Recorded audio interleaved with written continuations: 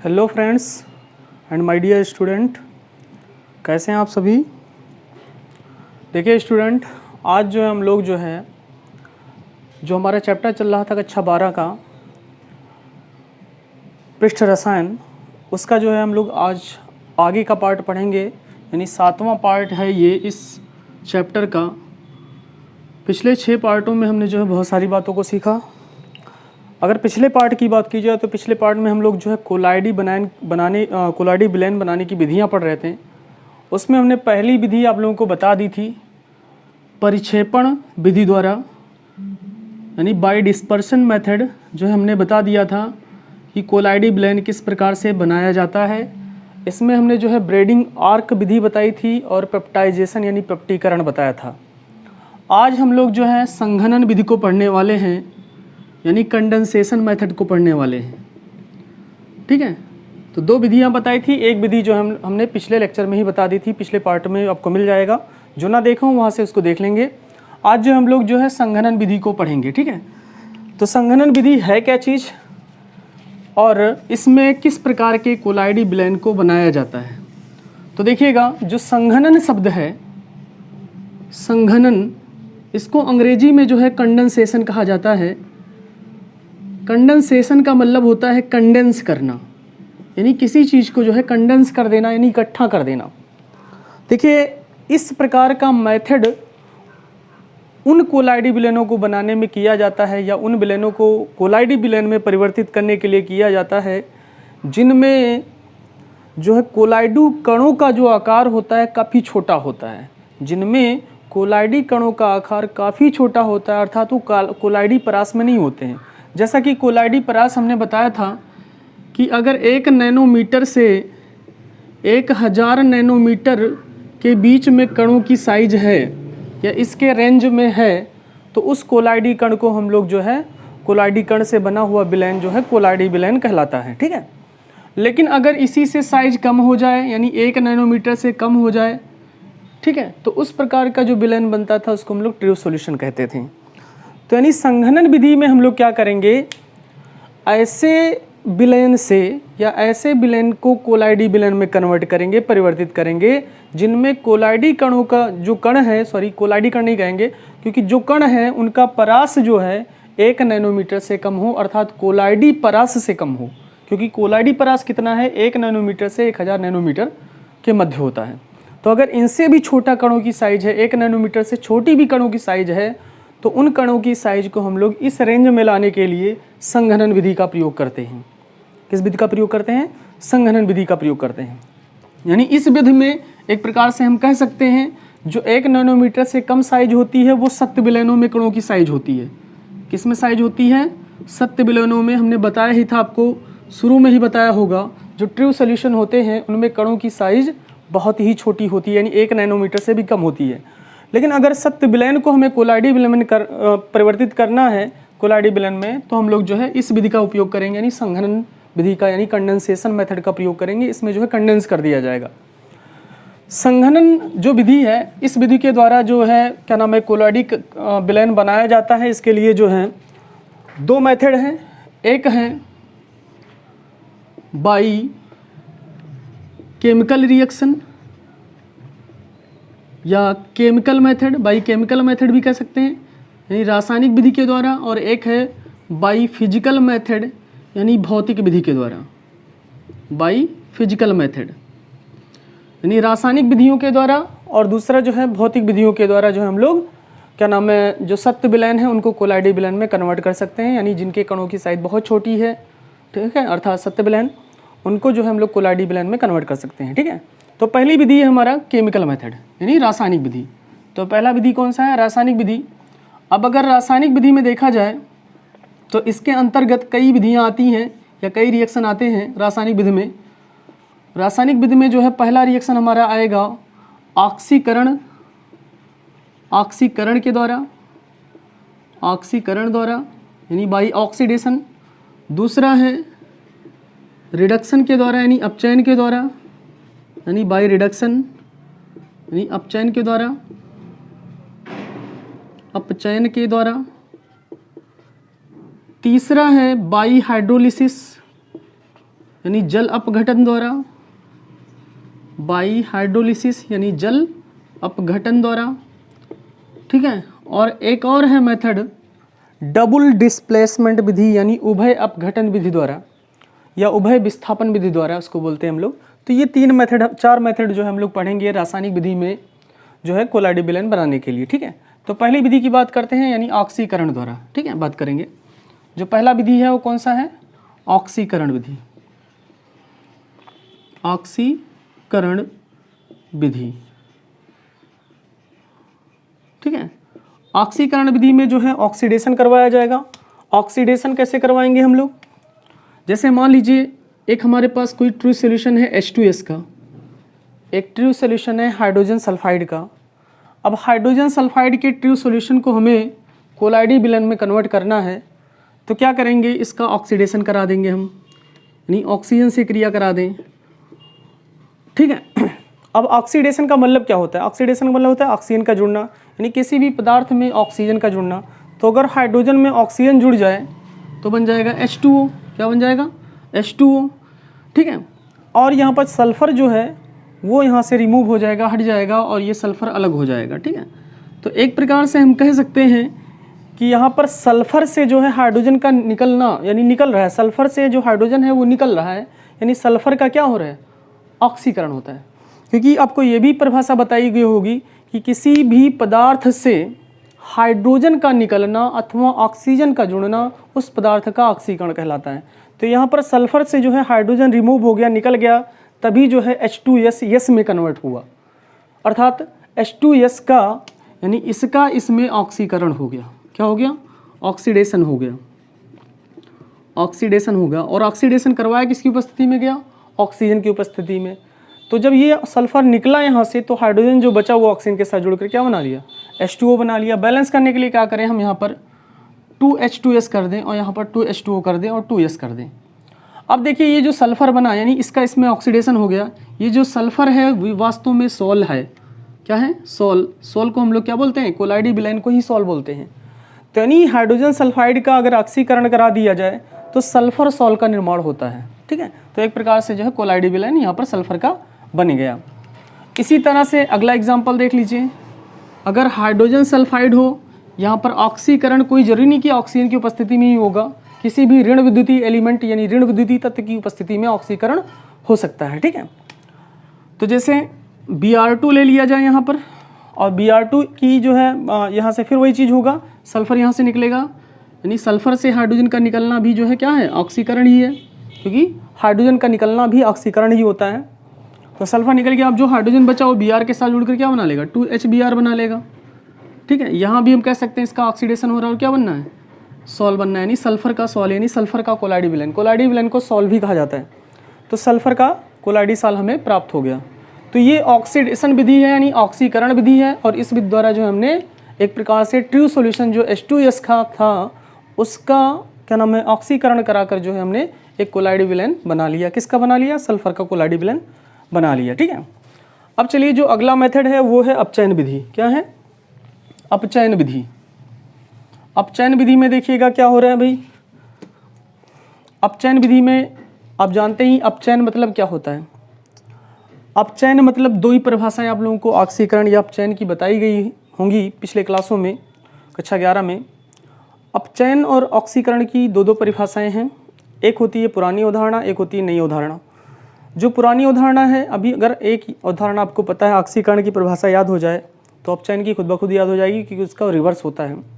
जैसे ऑक्सीकरण मतलब क्या होता है कि किसी पदार्थ द्वारा ऑक्सीजन अथवा किसी अन्य ऋण विद्युतीय तत्व का ग्रहण करना अथवा हाइड्रोजन या किसी अन्य धन विद्युतीय तत्व का त्याग करना क्या कहलाता है? ऑक्सीकरण कहलाता है। ये तो पुरानी अवधारणा हुई। नई अवधारणा क्या कहती है ऑक्सीकरण की? कि किसी पदार्थ द्वारा एक या अधिक इलेक्ट्रॉन त्यागने की प्रक्रिया को ऑक्सीकरण कहते हैं। तो ये दोनों अवधारणा याद रखिएगा। अगर अपचयन में हम लोग बात करेंगे तो इसका उल्टा हो जाएगा। जैसे पुरानी अवधारणा में बात की जाए अपचयन किसे कहेंगे, तो किसी पदार्थ द्वारा हाइड्रोजन या किसी अन्य धन विद्युतीय तत्व को ग्रहण करना अथवा ऑक्सीजन या किसी अन्य ऋण विद्युतीय तत्व का त्याग करना जो है ऑक्सीकरण कहलाता है। अगर जो है नई अवधारणा की बात की जाए तो नई अवधारणा क्या हो जाएगी कि किसी पदार्थ द्वारा एक अथवा अधिक इलेक्ट्रॉन ग्रहण करने की प्रक्रिया को हम लोग अपचयन कहते हैं। तो यहाँ पर देखिए जो दूसरा मेथड है यहाँ पर कोलाइडी विलयन बनाने का संघनन विधि के अंतर्गत, वो है अपचयन विधि। अपचयन विधि, अपचयन विधि में देखिए एक हमारे पास है, मान लीजिए AuCl3, इसका नाम होता है आरिक क्लोराइड।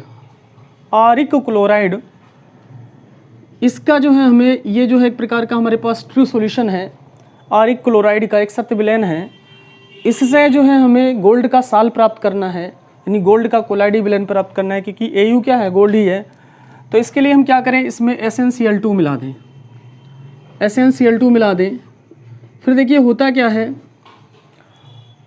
ये है Au, और Au अगर Cl को यहाँ से रिमूव कर दे, निकाल दे, और Cl जो कि एक ऋण विद्युतीय तत्व है, तो हमने बताया था ऑक्सीजन अथवा किसी अन्य ऋण विद्युतीय तत्व का त्याग करना भी क्या कहलाता है, अपचयन कहलाता है।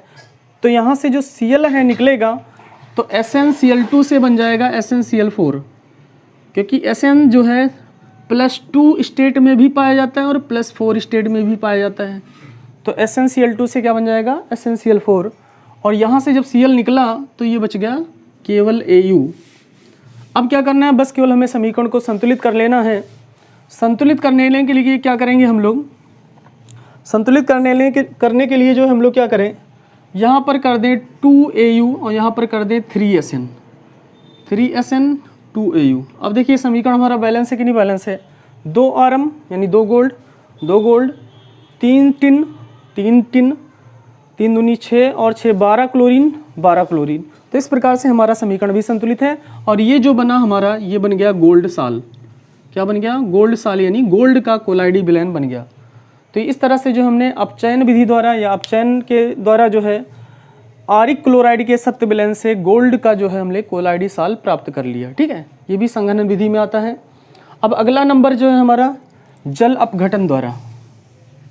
जल अपघटन का मतलब होता है कि किसी पदार्थ में जल को जो है इंक्लूड कर दिया जाए, जल को मिला दिया जाए, यानी जल के साथ उसका अपघटित करवा दिया जाए।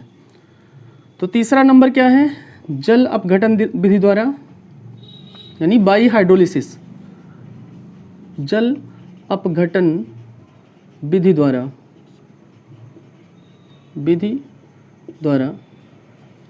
इसमें क्या करेंगे हम लोग, जैसे हमारे पास मान लीजिए एग्जाम्पल में बता दे रहे हैं FeCl3 है, यानी फेरिक क्लोराइड है। फेरिक क्लोराइड एक सत्य विलयन होता है आयरन का, लोहे का। इसमें जो है अगर मिला दिया जाए H2O, यानी जल के साथ अपघटित करा दिया जाए, तो ये बना क्या लेता है, Fe और H2O मिलकर बना लेते हैं FeOH का होल थ्राइस, FeOH का होल थ्राइस, और जो यहाँ पर H+ रिमूव हुआ वो Cl के साथ मिलकर क्या बना लेगा, HCl बना लेगा। क्या बना लेगा, HCl बना लेगा। समीकरण को संतुलित कर लीजिए आप लोग, संतुलित करना सभी जानते हैं इंटर के बच्चे। समीकरण को जो है संतुलित कर लेंगे कि किस प्रकार से जो है परमाणुओं की संख्या संतुलित होगी। तो इस तरह से ये जो FeOH का होल थ्राइस प्राप्त हुआ, इसको हम लोग क्या बोलते हैं, फेरिक हाइड्रोक्साइड सॉल। ये एक प्रकार का कोलाइडी विलयन होता है जिसको हम लोग बोलते हैं फेरिक हाइड्रोक्साइड सॉल। सॉल मतलब होता है कोलाइडी विलयन। ठीक है, तो इस तरह से हमने फेरिक क्लोराइड से फेरिक हाइड्रोक्साइड का जो है साल प्राप्त कर लिया, उसमें जो है जल अपघटन कराकर। ठीक है, अब चलिए हम लोग अगला मेथड पढ़ेंगे, जो चौथी विधि है रासायनिक विधि के अंतर्गत वो भी आती है, जिसको हमने क्या बताया था, उभय अपघटन विधि द्वारा। क्या बोला था, उभय अपघटन विधि द्वारा। चौथा नंबर है उभय अपघटन विधि द्वारा, उभय अपघटन विधि द्वारा, बाई डबल डिस्प्लेसमेंट मेथड इसको बोलते हैं। ठीक है, इसमें देखिए क्या हो रहा है, एक हम ले लें, मान लीजिए हमारे पास एक पदार्थ है AgCl plus AgNO3 plus NaCl। ये एक पदार्थ है जिसमें सिल्वर नाइट्रेट है और सोडियम क्लोराइड है। अब इसमें होगा क्या, जो सिल्वर है वो क्लोरीन के साथ विलयन बना लेगा, अपना AgCl बना लेगा, प्लस जो सोडियम है वो नाइट्रेट के साथ बना लेगा, तो सोडियम नाइट्रेट का बनाएगा विलयन। तो यहाँ पर देखिए क्या हो रहा है कि डबल डिस्प्लेसमेंट हो रहा है, यानी सिल्वर जो है इधर जा रहा है और सोडियम इधर आ रहा है। इसको हम लोग हिंदी में द्विविस्थापन विधि द्वारा या उभय अपघटन विधि द्वारा भी कह सकते हैं। यह हाई स्कूल का एक रिएक्शन है जिसको हम लोग विस्थापन, द्विविस्थापन वहाँ पर पढ़ते थे। द्विविस्थापन में क्या होता है, यहाँ से एक आयन इधर आएगा और एक आयन इधर जाएगा, ठीक है। और विस्थापन मतलब क्या होता है, केवल यहाँ का यहाँ जाता है, यहाँ वाला यहाँ नहीं आता, तो वो केवल विस्थापन में रखा जाता। लेकिन यहाँ वाला यहाँ पे जा रहा है और यहाँ वाला यहाँ पे आ रहा है, तो इसको हम लोग द्विविस्थापन में रखते हैं, या उभय विस्थापन या उभय अपघटन भी कहते हैं इसको। तो इसमें सिल्वर नाइट्रेट को अगर सोडियम क्लोराइड के साथ मिला दिया जाए तो सोडियम नाइट्रेट और सिल्वर क्लोराइड का जो है हमें साल प्राप्त हो जाता है, ठीक है, यानी कोलाइडी विलयन प्राप्त हो जाता है, ठीक है। तो इसको हम लोग क्या बोलते हैं, उभय अपघटन विधि या द्विविस्थापन विधि भी बोल सकते हैं, ठीक है। तो इस तरह से ये 4 रासायनिक विधियाँ बताई हमने। किसी भी सत्य विलयन को यानी ट्रू सॉल्यूशन को अगर हमें कोलाइडी विलयन में कन्वर्ट करना है, देखिए कंडेंसेशन मेथड का ध्यान रखिएगा नाम। जो कंडेंसेशन मेथड होता है यानी संघनन विधि होती है, वो उन्हीं पदार्थों के कोलाइडी विलयन बनाने में प्रयोग की जाती है जिनके कणों की साइज कोलाइडी परास से कम होती है, अर्थात 1 नैनोमीटर से 1000 नैनोमीटर जो होता है और रेंज उससे भी कम होगी, ठीक है, उन्हीं के लिए प्रयोग किया जाता है।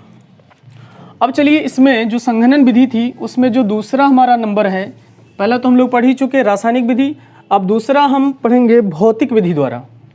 दूसरा नंबर है भौतिक विधि द्वारा यानी बाई फिजिकल मेथड, भौतिक विधि द्वारा।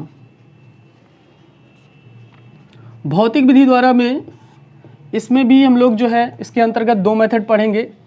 जो पहला नंबर है वो है हमारा विलायकों के विनिमय द्वारा, विलायकों के विनिमय द्वारा, विलायकों के विनिमय द्वारा यानी exchange of solvent, exchange of solvent यानी विलायकों के विनिमय द्वारा। जैसे देखिए इस विधि का प्रयोग उन पदार्थों के लिए किया जाता है जो किसी पदार्थ में विलय हों और किसी पदार्थ में अविलय हों, ठीक है।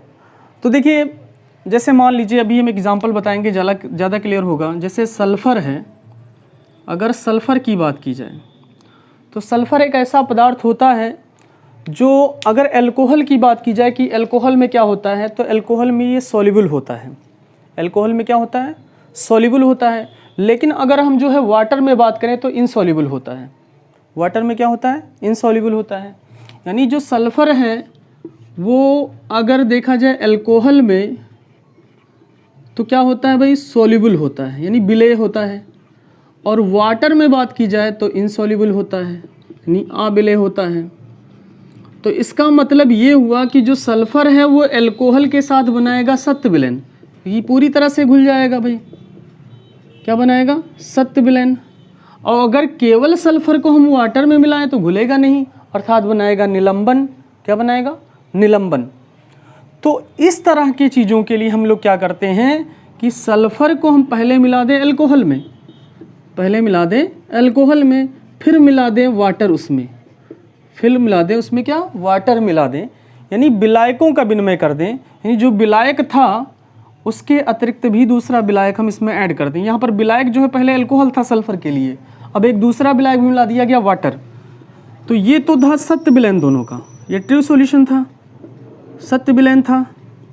लेकिन जैसे ही हमने वाटर मिलाया तो जो सल्फ़र के कण होते हैं वो वाटर में इनसॉल्युबल होते हैं, इसलिए उनके कणों की साइज़ थोड़ी सी बड़ी हो जाएगी, वो थोड़े से जो सॉल्युबिलिटी होगी सल्फ़र की अल्कोहल में यानी विलेयता जो होगी वो घट जाएगी, अर्थात कुछ कण जो है ऐसे रह जाएंगे जो विलीन नहीं हो पाएंगे, पूरी तरह से घुल नहीं पाएंगे, और जो विलयन बनेगा हमारा वो बन जाएगा कैसा विलयन भाई, कोलाइडी विलयन। क्योंकि निलंबन भी नहीं बनेगा, क्योंकि निलंबन क्यों नहीं बनेगा, क्योंकि अल्कोहल मिला हुआ है जो कि अल्कोहल सल्फ़र को विलय कर देता है। और पूरी तरह से सत्य विलयन भी नहीं बनेगा क्योंकि वाटर मिला दिया, क्योंकि वाटर में सल्फ़र इनसॉल्युबल होता है। तो यहाँ पर जो विलयन बनेगा वो हमारा क्या बन जाएगा, कोलाइडी विलयन बन जाएगा, क्या बन जाएगा, कोलाइडी विलयन बन जाएगा।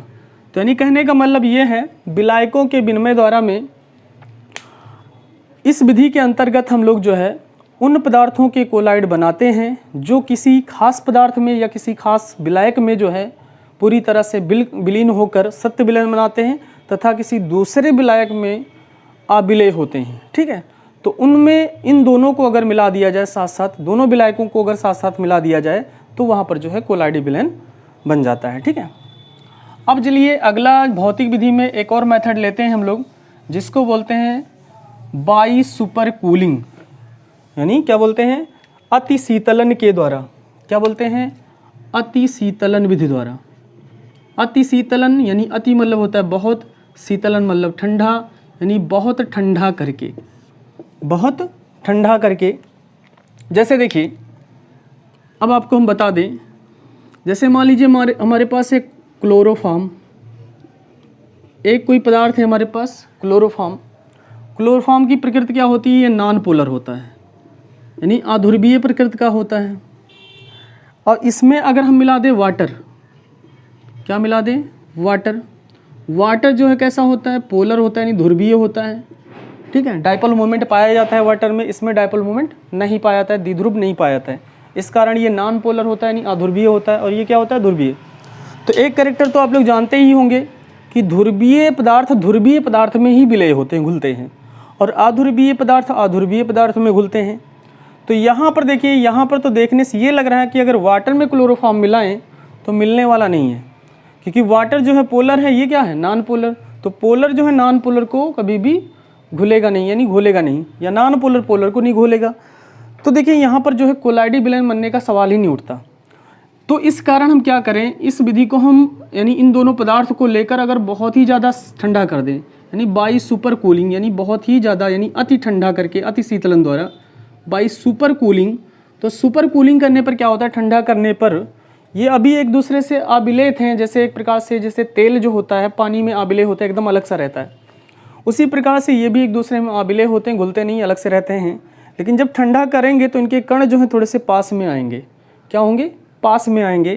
तो जो क्लोरोफॉर्म है, ठीक है, इसमें जो है एक छोटे छोटे कण के रूप में जल की बूंदे, ठीक है, या एक प्रकार जैसे जो जल है, मान लीजिए ये एक पूरा चैम्बर जो है जल का है, इसमें छोटी छोटी बूंदें जो है क्लोरोफॉर्म की एकत्रित हो जाएंगी और एक प्रकार से कोलाइडी विलयन बनाएंगी, जिसको हम लोग क्या बोलेंगे, सॉल बोलेंगे।